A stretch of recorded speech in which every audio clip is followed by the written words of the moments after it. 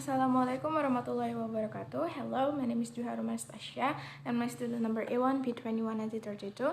So here I wanna explain one of material from subject TESOL Classroom Management. So the title is Patterns of Participation Managing Classroom Talk.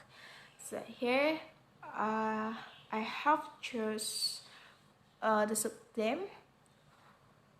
That is patterns of participant in a classroom discourse with the turn-taking and the local management of classroom talk as a system. So, before I explain the concept, so here I want to explain what we need to know first. That is the meaning of classroom discourse. So what is classroom discourse? The term classroom discourse refers to a language that student and teacher use to communicate each other in a classroom. And talking or conversation is the most true that teaching take place.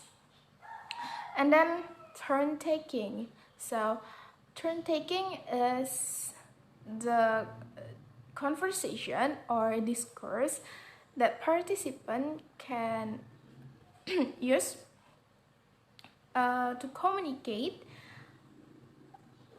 one by one in turn. So di sini mereka satu persatu bergantian. And then in practice it involves the process of building on contribution and responding previous comment, and also transitioning to different speaker, and in a variety language or in variety linguistic or non-linguistic.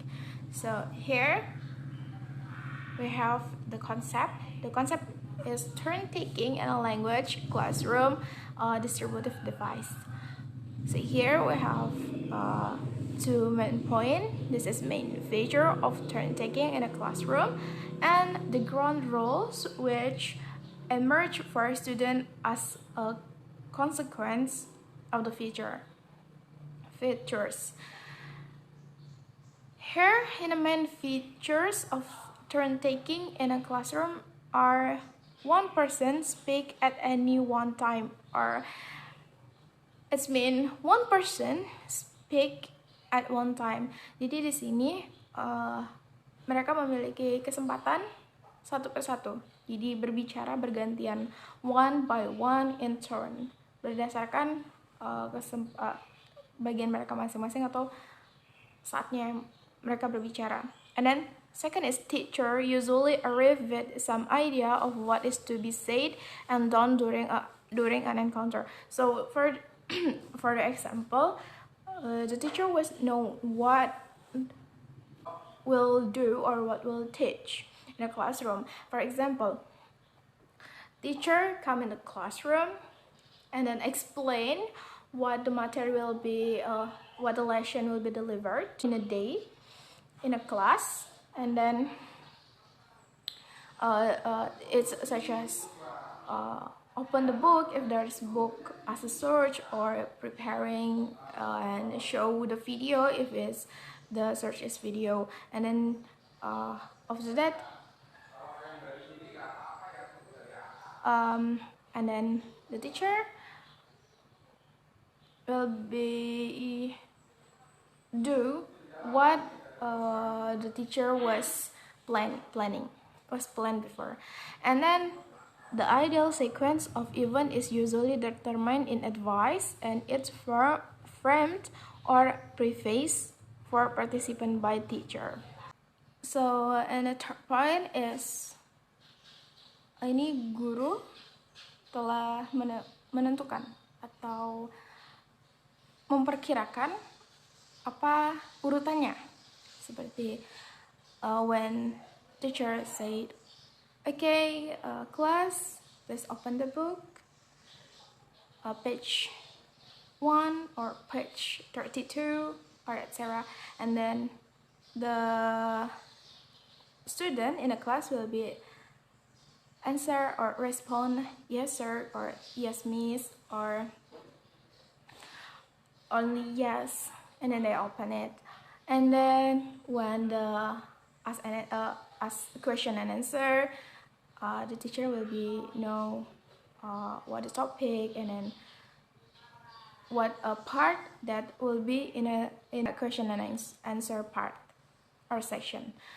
So it's main feature of turn taking. So here the ground rules which emerge for student as a consequence of these features. Here we have 4 points. First is speak only when teacher nominate you. Talk about what the teacher asks you to talk about or direct you toward. And keep to the point topic of a lesson. Don't waste time on social niceties. So here, the teacher pick you or pick student to how to speak because that teacher give a chance for them, or the student can raise their hands or to explain what they want to speak. And here the issues. Also, every method or term or pattern in teaching and learning must have some issues because it's not a perfect way. So here we have 3 questions that commonly. Here we have 3 questions. First is how do turn constrain what is to follow, and how do turns act retrospectively in lessons, and the last is there much concurrent turn taking, for example back channeling while someone is speaking. Okay,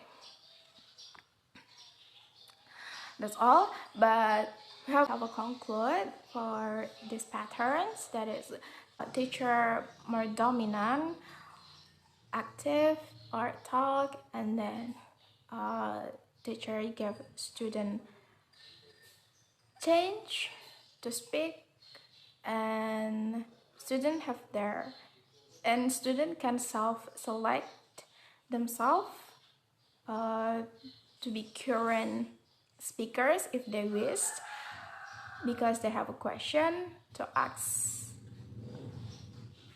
So this is my explanation. Sorry for the mistake, and thank you. Wassalamualaikum warahmatullahi wabarakatuh.